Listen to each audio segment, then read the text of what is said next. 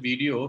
This time we also want to. Okay, good afternoon. Let's welcome Professor Amita Batra again to talk to us on the RCEP, which is being discussed at the global level now. Professor Batra, the team knows her well. She has addressed us a couple of times. She heads the Center for South Asia Studies in JNU.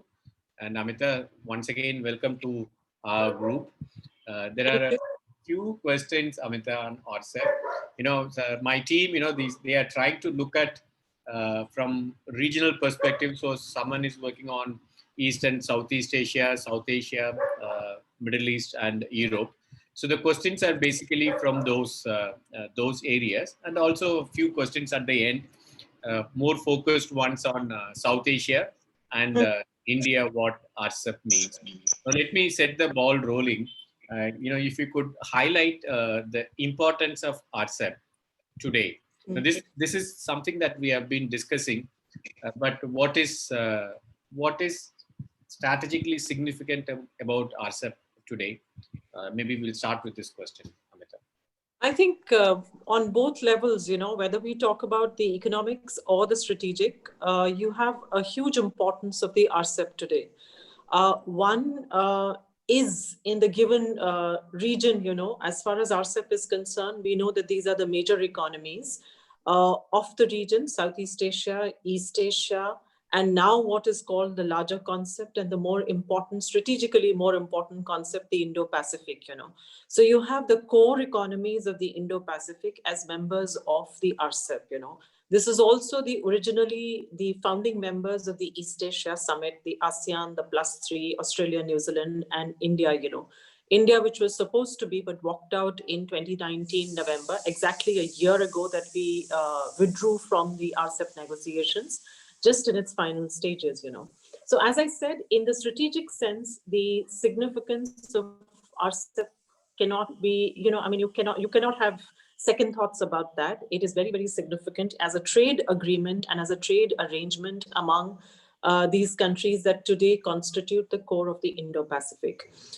In economic terms, it's also very important, because it is again the most dynamic region that we see as far as post-COVID, not post-COVID yet, but during COVID, what we've seen is the recovery in this region has been the fastest.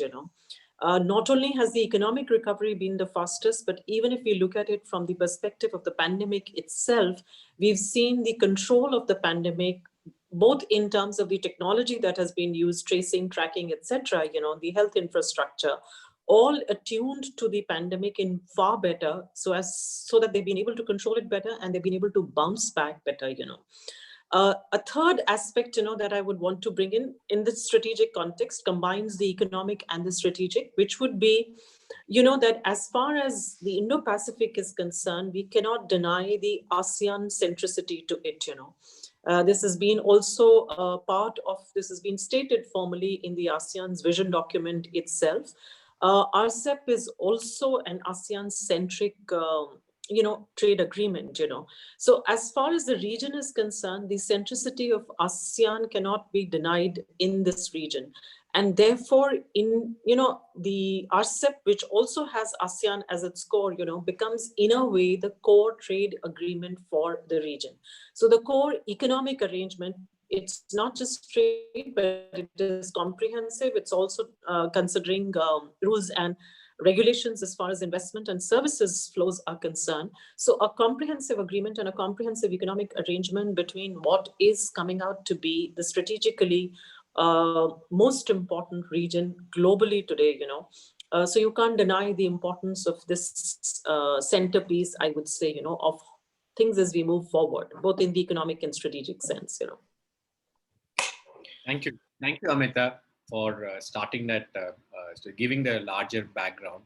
Now, the first set of questions is on China, East Asia, and Australia. I'll request Sukanya to pose the question to you. Sukanya. Yes, sir. Thank you so much, ma'am, for joining us today. Ma'am, my question is how RCEP is panning out in East Asia, keeping Japan and Australia in our mind. The recent taxes. So China has imposed tariffs on Australia, 200% tariffs on Australian wine imports. So how is RCEP going to deal with that?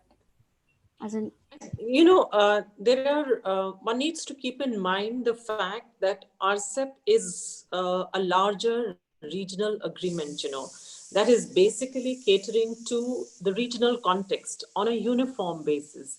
So we don't have the bilaterals entering into the process as far as regional comprehensive economic partnership, that is the RCEP is concerned. RCEP defines its own rules of trade. RCEP defines its own rules as far as investment and services flow are concerned. Yes, there have been a number of bilateral issues as far as China is concerned vis-a-vis Australia. More recently, during the pandemic, when questions have arisen, as far as the origins are concerned. And there have been counters to that in terms of these economic instruments, trade being important. Most recently, China raising tariffs as far as Australian goods are concerned. But in the context of the changes that have happened, both in terms of the RCEP being signed, as well as a change as far as the US presidency is concerned, whereby I think that the earlier aggressive US-China war that was dealing with that was using bilateralism as a means to bring around China.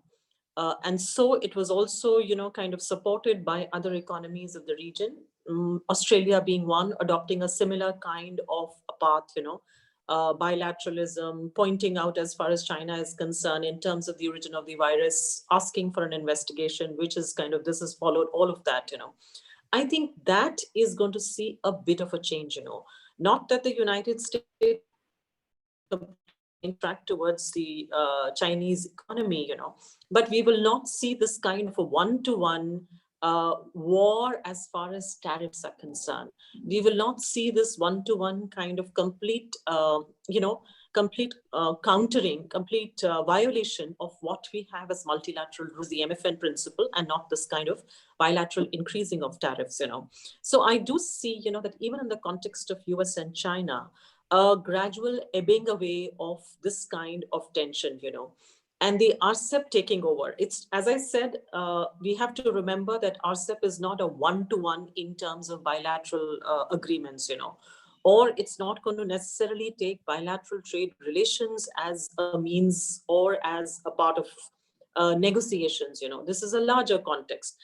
So once the larger context starts to take over, you will probably see this kind of bilateralism subsiding on its own, That's my sense of the things, that are, I think, now in for a change as we see RCEP emerging as a major trade arrangement after its signing.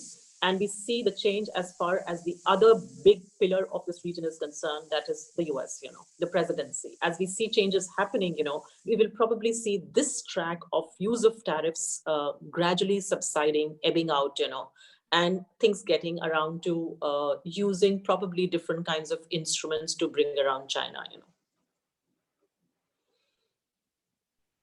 Thank you, ma'am.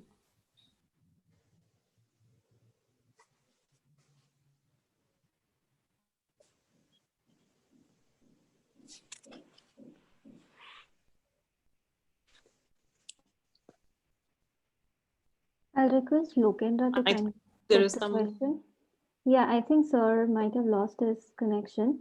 So we'll go ahead with the there's some interview. connectivity. Yeah, we'll go ahead with the questions. I'll request Lokendra to Thank kindly. you, Amit. The second set of questions, you talk about that ASEAN Center. Yeah, I'll go forward with my questions. Hello, ma'am. So I have two questions. The first is, can you provide a bit more clarity about the rules of origin in the RCEP and how they will benefit ASEAN countries? First. Secondly, you talked about centrality of ASEAN. Now that is understandable, but is there not a real threat of it becoming China dominated, given China's nodal position in Asian supply chain, and also that some ASEAN countries like Cambodia and Laos have very good relations with China. So given this situation, don't you think there's a real risk of it becoming China dominated? Yeah. Okay. again, the first part of the question, which is really in terms of the rules of origin. Uh, I don't know if you understand the concept of the rules of origin. There are two parts to it, that is the value addition and the change in tariff heading rules of origin. Are understood as this. And as far as rules of origin are concerned, these are basically used in order to prevent trade deflection whenever there is a preferential arrangement, because you fear that you may have goods coming through the preferential route from a third country or a non-member country taking advantage of the preferential route.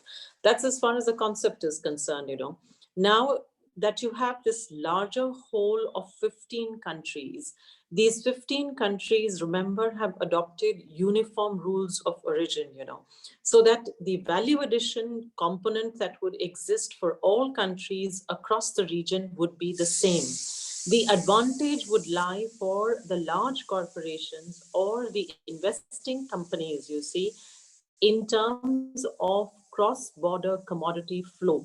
Why is it important? Because as far as trade is concerned today, trade is led by value chain trade, which is largely intermediate movement of intermediate commodities multiple times across borders, When there is multiple times movement across borders, this question of varying value addition across borders troubles large corporations, because then at each crossing of the border, you have to have a different component of value addition or a different proportion of value addition.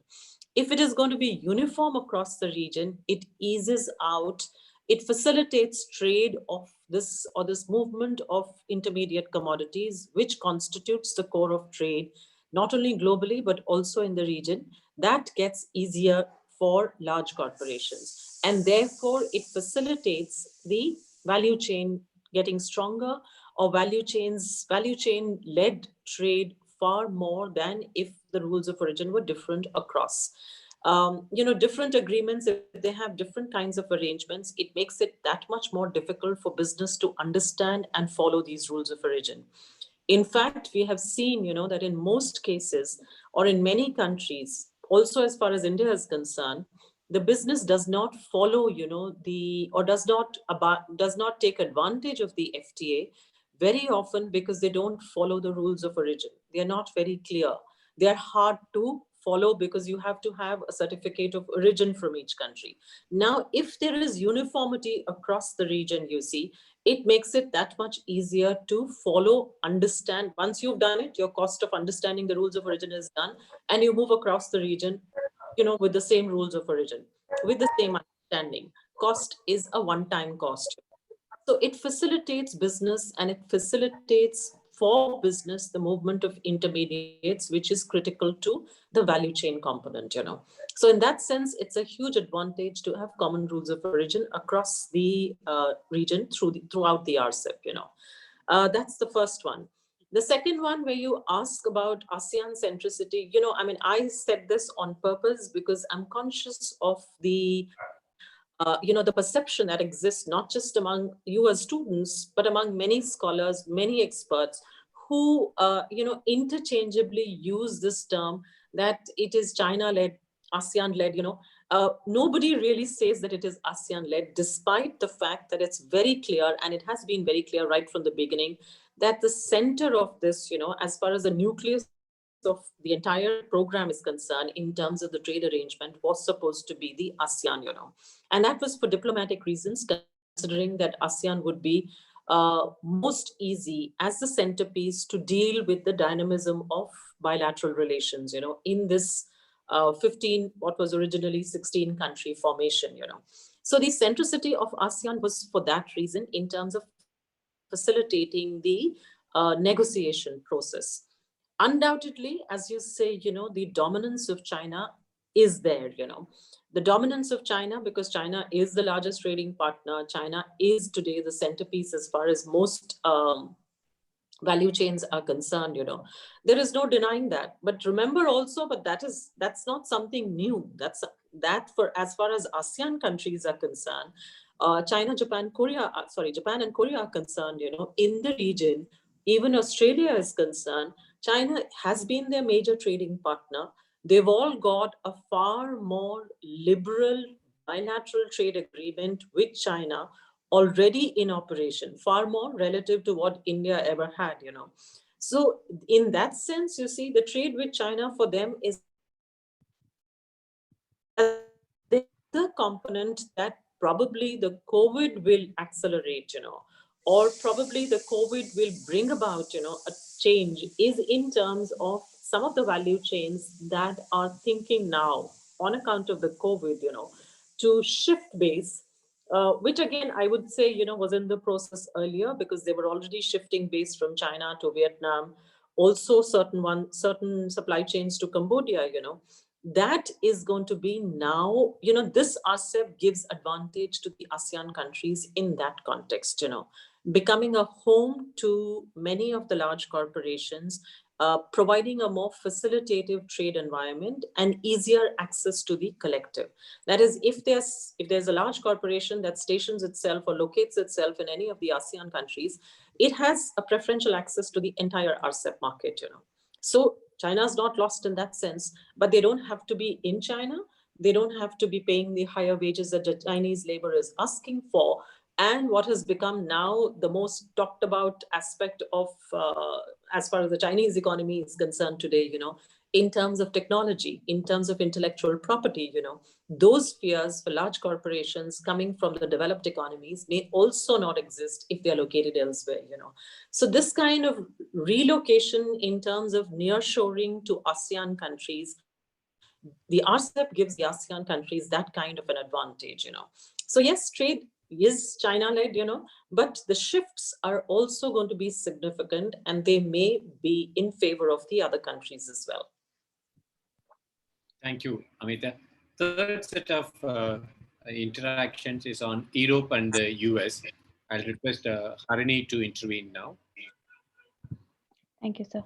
Ma'am, my question is based on European Union as a whole and how the EU free trade model can we compare that to the RCEP model? And following that, if the EU were to approach the RCEP deal as a whole, I mean the entire group as a whole, what would be their best option considering how the preference margins will change in the trade now? See, as far as EU free trade model is concerned, or EU, I would much rather term it as the EU economic integration model is concerned, because EU model goes beyond just free trade, it goes right up to the last stage of economic integration, which has been the economic union, which we've seen now for the last so many years, in fact, we've also seen in a way the questioning of that in the last post-financial, global financial crisis. We've also been seeing cracks as far as the EU is concerned, with the most recent one being apparent, in terms of the Brexit, and how they are struggling with that, So as far as the EU model of economic integration is concerned, goes far beyond and to the highest stage of economic integration. RCEP is nowhere close to that, Let's just get it very clear that as far as RCEP is concerned, even though RCEP has components of investment and services flows, liberalized, it doesn't come anywhere close to the level of integration, economic integration that exists in the European Union, because that's far more in terms of a common market for factors of production. You can be in any country, get employed anywhere. It's, the common currency is one big element as far as the European Union is concerned. Supranational institutions are another, So the level of economic integration, RCEP is not even aiming at that or modeling itself on that, RCEP is a comprehensive, let's say it's a more advanced economic, it's a more advanced trade agreement, It's not the free trade agreement, that is the FTA that we see, but it is advanced beyond that because it does take into account certain investment and services sectors for liberalization, And in that sense, it does facilitate to a much large extent the trade within the region, That's going to be a huge advantage. Hence, the consolidation of the supply chains, as I explained earlier, becomes simpler in case of the RCEP. For the EU to, I don't know what you mean by approaching the RCEP, what would it be in terms of preference margins and so on? Preference margins, of course, we consider in terms of the tariffs and the tariff reductions, etc., that happen as far as free trade is concerned. Again, we need to realize that as far as ASEAN is concerned and the RCEP is concerned, the tariffs, trade liberalization or tariff line liberalization is over 90%. So you have almost 92%, I think, is what is the final proportion of the total tariff lines that are being freed up under the RCEP. So the tariff reduction is huge. In fact, one of the problems that India faced in that context, whether we wanted to go in for that extent or that large tariff reduction or not. But the number of lines, if you understand tariff lines, that is under the harmonized system of commodity trade classification, we have about 5,000 commodities, So in these 5,000 commodities, 92% is going to be liberalized under the RCEP. Liberalized under the RCEP here meaning that the tariffs would come down ultimately to zero, So in that sense, it's a huge advantage as far as trade is concerned, trade as a group is concerned.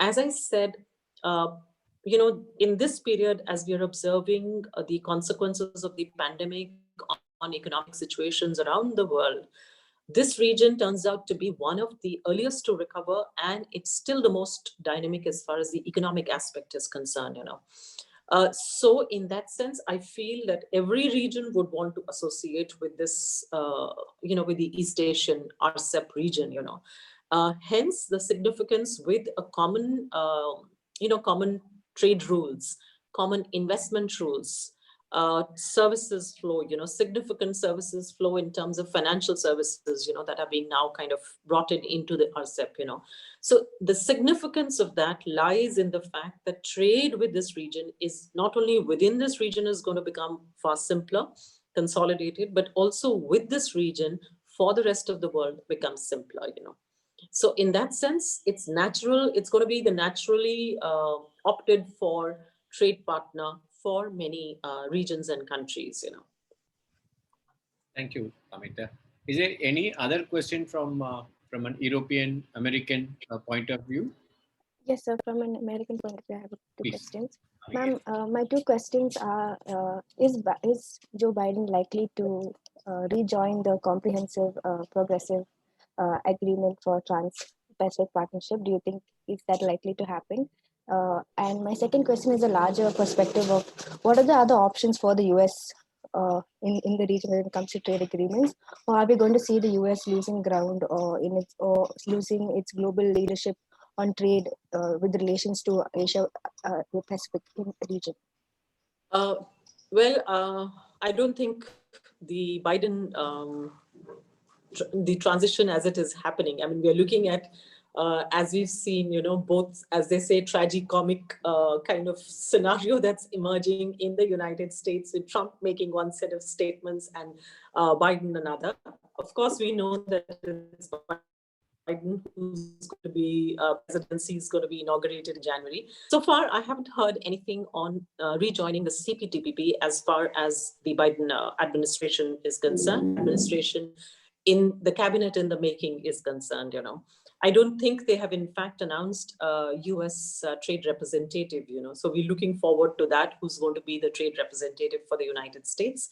That apart, speculating though, in the sense, if it does think of coming back to the CPTPP, which of course was the earlier Obama, tool or instrument to not just, kind of translate their pivot to Asia strategy, but also in a way, I mean, I have always considered that TPP was one of the major instruments that the president at that time, the Obama strategy, wanted to use to bring China around to follow global trade rules, It would have been very significant if TPP had gone forward in its original format with the United States as a participant, in the interim, I mean, after Obama and with Trump, we've seen very many changes that have happened as far as both global context is concerned and the TPP itself is concerned. TPP minus the US, CPTPP, Japan pushed it forward. We haven't seen much happening though after that, As far as the United States itself is concerned, they've gone through major changes by questioning the multilateral system itself. They've undermined the Trump presidency, completely undermined the multilateral system, that is the WTO. So the TPP, which Obama had considered to be an instrument to bring around China to follow trade rules, that Trump has kind of given up. He's completely flouted the global trade rules on his own. So I think even if the Biden administration does think of joining the CPTPP, today it's in a slightly different format.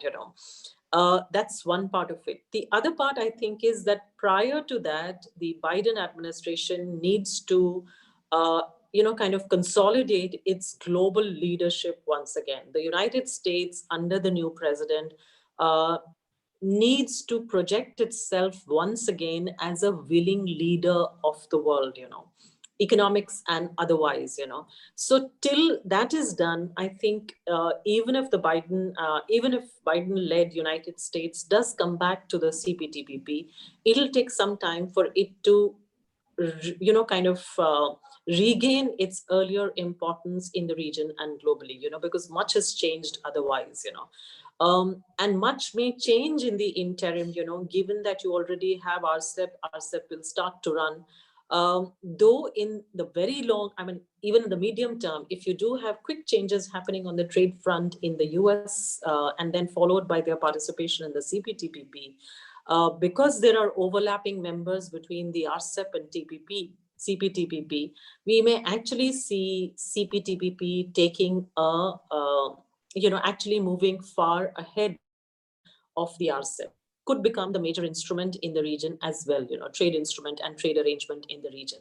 But these are, I would say, much depends, because as we would say, a whole lot has happened in these last 4 or 5 years, And so no quick assumptions that can be made at this point of time, but several scenarios. And I do think that Biden would be very keen to bring back the United States in its global leadership role, Let's see how it translates as far as trade is concerned. Thank you, Amita. Last set of questions from India and South Asia. Rashmi, would you like to go first? Thank you, ma'am. I have 2 questions.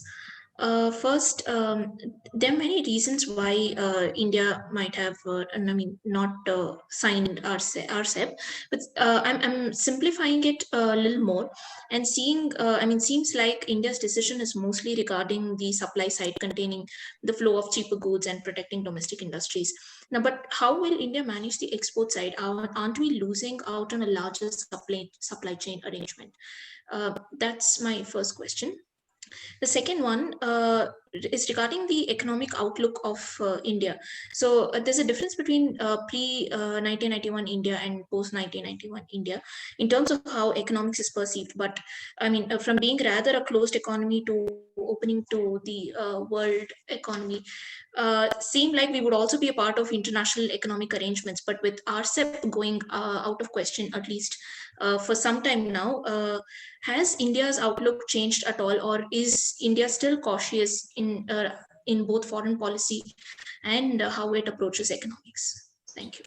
Well, as far as your first question is concerned, in terms of many reasons as far as not joining RCEP and what's going to happen to its exports, I think that's been the precise reason that at least the government has put forward, that because it hasn't gained in terms of its exports to the region through the earlier trade agreements, it's reason enough for them not to get into this, But I, both as an economist, as a trade person, if you analyze, you would see that it's not the FTA by itself as an instrument that there is any with, It's not the region that you're trading with. As I said, this is the most dynamic region economically. This is the region that has maximum GVC trade, that is the value chain trade from the world, with the world. Trading with this region was, according to me, and if you've kind of if you've read my columns, it's, I would consider, or I did consider this to be an absolute imperative for India's trade policy, that if India wanted to or wants to integrate with global value chains, it must integrate with the East Asian Economic Region, with the RCEP region, and must participate with in the RCEP, Not participating in the RCEP because it thinks that it cannot be, in the sense that its deficits earlier with these countries is on the increase, is the precise reason that you need to open up, allow for competition to come in and make your industry competitive enough so that ultimately your exports get promoted, your exports become competitive, and you're able to push your exports. Because whenever you open up, you're opening up to both imports as well as exports. You will trade means what? Both goods that come in and goods that go out, So if goods are not going out in the sense in a large enough quantitative terms, it is because you are not competitive enough. So a prior to trading, a prior to entering into a preferential arrangement has to be in terms of enhancing our manufacturing competitiveness, So that, I think, is the bottom line, which India must aim for, must strive for. RCEP would, I think, have been an instrument in that direction by making you compete, exposing you to competition, opening up the economy, opening up also for greater investment from abroad, that would have then found access to this region through India, So India would have had a lot of leverage had it moved ahead with its participation as far as RCEP is concerned, In the second question, when you say, was a different India pre-1991? Yes, of course. I mean, now it's been over 2.5 decades. You've seen India move a long way from where it was pre-1991. Liberalization. We've also seen the consequences of economic liberalization in the high rates of growth pre-global financial crisis, immediately after global financial crisis. But we're also looking at a time, or we're also in a time now, when we see a lot of emphasis also in terms of production, domestic production, not participating in the RCEP and such other trade agreements, trade agreements under review for stricter, that certification of origin today, incumbent completely upon the importer to identify the country of origin, So, all of these go towards saying that, yes, as far as the current scenario is concerned, it's a little bit of a move back in terms of the, as far as liberalization of trade is concerned. Tariffs are being increased in certain sectors. There are the new schemes that we are looking at in terms of production-linked incentives, for example, all of which are focused upon the greater fillip and greater support to domestic production, And, some tariffs are coming up in order to protect the domestic producer against imports, For RCEP also, we've given the argument that we did not want domestic industry to be decimated by large inflows of imports from China, for example, But what we need to kind of take care of is, in all of this, that building complete supply chains on our own is not simple. It's not a short-term task, And in the world that we are in today, it may not be possible, may not be wise to do so, you see, because we have the value chains where specialization in components gives you greater benefits than trying to build the entire supply chain, which may be a very prolonged process, So, yes, there is a certain kind of, I'm not going to say caution, but I'm going to say there is a change of orientation towards supporting the domestic producer, towards greater domestic production in the hope of making complete supply chains and specializing on that count, But that, I think, is a far harder task. It's a prolonged task. It's a time-consuming one, not immediately, and also not in alignment with the manner in which the global trade has evolved in the last decade and a half, So trying to identify our own path in terms of trade, you see, which is really about integrating with the global economy, may be a very difficult thing to do. Thank you, Amita. One more question from Akriti. So, ma'am, my question to you is, how will this India's decision of not joining RCEP is going to affect India's Act East policy? Well, I think as far as the Act East is concerned, this was a major component. The economic component, trade with East Asia, ASEAN countries was all very, very significant. Today, I think the Act East has also moved forward on many other fronts. You know, there is a connectivity front where we are trying very hard as far as linking up with other economies through infrastructure projects are concerned.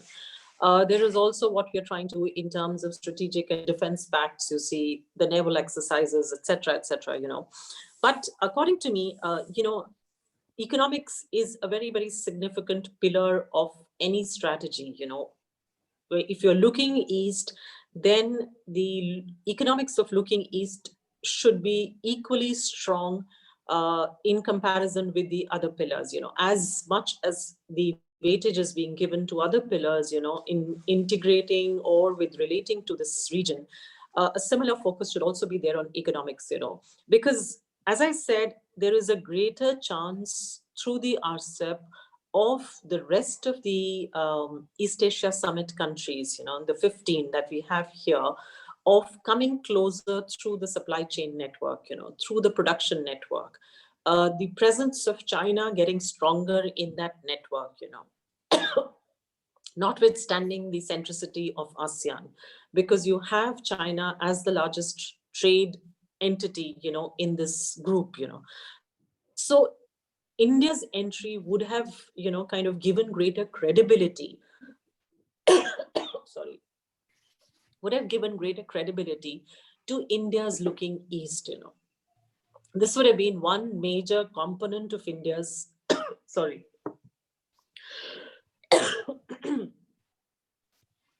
This would have been one major component of India's looking east, you know, very significant one, because without the economic component, I think the others become that much weaker. It's the combination of all components, you know, that would really make you an equal participant with the other countries as far as the regional context is concerned, you know. So I think RCEP would have been a very, very significant element of India's regional policy, foreign policy towards the region, looking east, acting east, would all have been more consolidated, you know, if we had participated in the RCEP. Apurva, you have a question? So the question was partly answered through Rashmi's question, but my question was, isn't there a significant opportunity cost here? And if so, how will India make up for it? And also, what will be the impact on the Indian labor force in the long run? Not the immediate one, but in the long run. See, two or three things here. Labor force, again, I would say would be a function of industrial productivity, industrial growth, you know. Much would depend upon how and what is the pace of our getting out of the pandemic, you know, because we are still in the middle of the pandemic. Economic activity has regained to a large extent, as we've seen. I mean, though technically we would say we are in a recession, but we are kind of finding cheer in the fact that this is reduced negative, you know, than what was expected, you know. So the economic recovery to a certain extent happening, but it's going to be a prolonged process before we can come back to anywhere close to where we were before the pandemic, you know. So the absorption of those who've been rendered unemployed, and also we must understand that the nature of the economy would probably be very different at the end of the pandemic, whenever that end is going to be. So far, we can't see the end, you know. So whenever we have the end, it may be a very different economy. In the interim, you know, the fact that many sectors have been, you know, found a large number of closures, you know, within them, whether it's the services, entertainment, you know, other kinds of restaurants that we see, you know, cinema halls that we are looking at, travel industry that we're looking at, you know, so many of these, you know, and plus even the very small, medium enterprises, which are basically large absorbent units, you know, as far as labor is concerned, many will actually have to see closure, you know, or have already seen closure, you know. So it's a long road ahead, I would say, to complete recovery. Anywhere close to where we were, I don't think we are getting anywhere close to where we were in the next couple of years. By the end of next year, maybe we'll come somewhere close to that. Absorption of labor, therefore, would be to a very large extent a function of that. Employment numbers would change according to that. But yes, if we had joined the RCEP, as I say, the integration with the supply chains would have been simpler. But the integration of supply chains calls for better support to the small and medium enterprises, the MSME sector,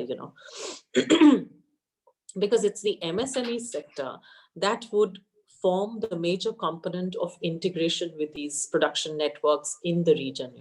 So the government policy would have to have been focused on this MSME sector, policy focus, stimulus, credit policy, monetary policy, the focus would have been on this.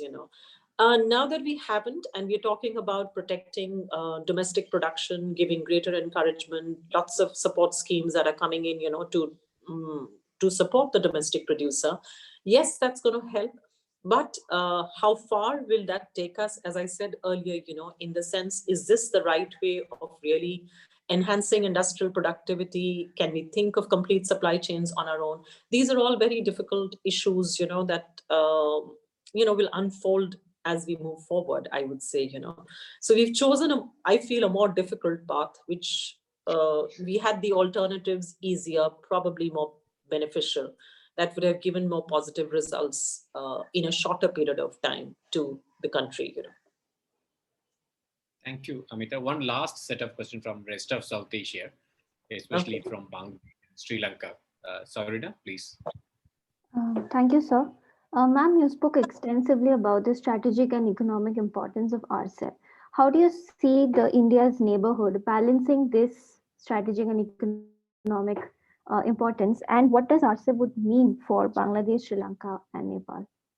I think the other countries would be very keen on joining the RCEP. They would want to take advantage. Particularly, I would think that as far as Sri Lanka is concerned, or maybe even, I'm not so sure of Nepal, because Nepal, as far as its own production abilities are concerned, particularly as far as industry is concerned, are limited.